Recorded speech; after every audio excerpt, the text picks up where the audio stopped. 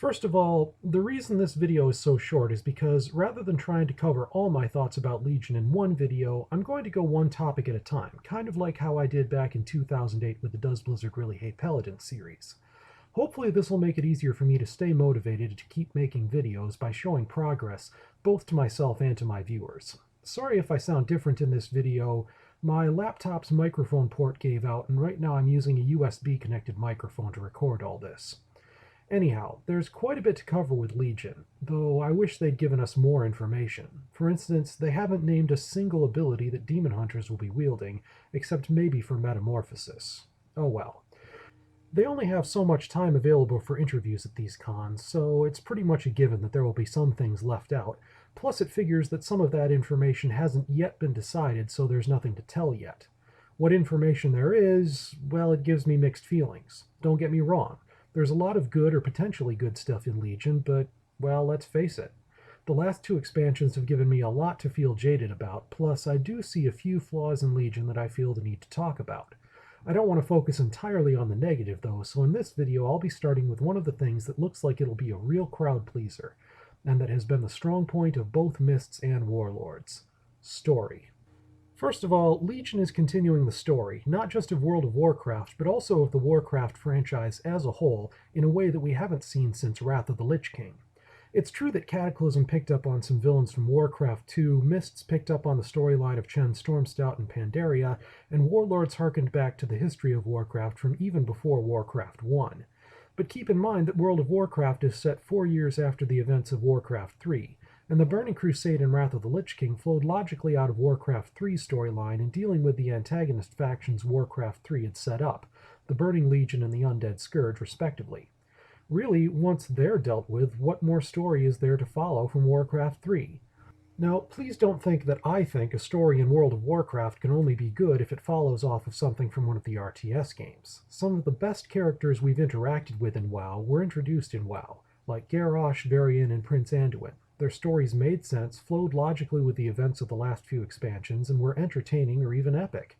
But with all that being said, the Warcraft franchise is 21 years old, and things that tie into the overall narrative of the entire franchise, by virtue of that fact, have the potential to make for even more epic stories than things that were just brought up, say, in the last 6 years.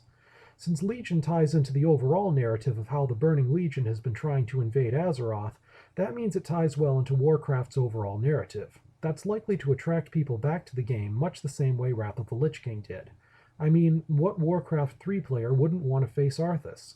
By the same token, what player of any Warcraft game would turn down the opportunity to face Sargeras, the ultimate badass of the Burning Legion? Also, it seems like Blizzard has only gotten better and better over time when it comes to story. They have made some mistakes, like not having Rathian show up in Warlords to better tie its plot in with Mists, but overall I found the story of Warlords of Draenor compelling. The dungeons and their cutscenes provide real context and story for the things you're doing and the bosses you're defeating, and I was floored by how well the Shadow Moon Valley quest line was done. If they can pull off that kind of epicness in Legion, there's plenty of opportunity for them to do that in the Broken Isles, then they'll have a spectacular story for us to play through in the next expansion. Now, there was a missed story opportunity in Warlords I'd like to bring up here.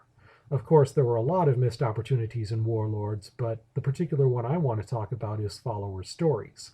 There were some followers who had very interesting stories behind them, like Lantrester of the Blade, Rul Khan, who was Nerzul's wife, by the by, and Admiral Taylor. The 3 followers I've cited were followers you get at the end of quest chains, and in those quest chains you played through and learned about some interesting histories for these characters. Those stories were great as far as they went, but they didn't go far enough.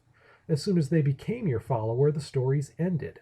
Honestly, I think it would have been better if those stories had continued and deepened as a result of them being your followers, instead of ending upon them becoming your followers. I mean, the pseudo-social interactions and progression you had with NPCs at Halfhill kept me engaged, and it might have been more engaging if something like that were present with followers and warlords. So why am I bringing this up in a Legion video? Well, there's a reason. Class order halls are going to be replacing garrisons in Legion. Now, the developers have said in interviews that class order halls aren't going to be retreads of garrisons. Thank the light, they've recognized the problem with gameplay when it comes to followers and missions. There isn't any. It's non-gameplay, but I digress. In that interview, they said that there would be fewer champions at the class order halls than you had followers in your garrison. It's my hope that this allows them to focus on quality over quantity, especially in the area of story.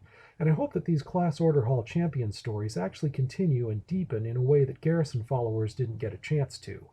Overall, I'm not sure what role class order halls are going to play in Legion. I mean, Garrison's roles were obvious. They were your main base of operations, your home away from main timeline home, and a lot of what you do in the game, whether it's dailies, raids, or looking for raid, brings you back to your garrison. It's where follower missions, professions, work orders, and plenty of daily quests happen. So, what will happen in class order halls? What's the reason players will go there? It's not entirely clear, but at least Blizzard is trying to learn their lesson and trying to not make the game a borderline single-player experience like they did with Garrisons. I've said before that I like it when they learn from their mistakes. One more question occurs to me about class order halls. A lot of the nameless that Blizzard has put players through for the last few expansions was, ironically enough, intended to keep players logging in. Mist's long progression and ubiquitous dailies were meant to give players an incentive to keep logging in, and garrison missions were intended to the same effect. Will class order halls have something similar?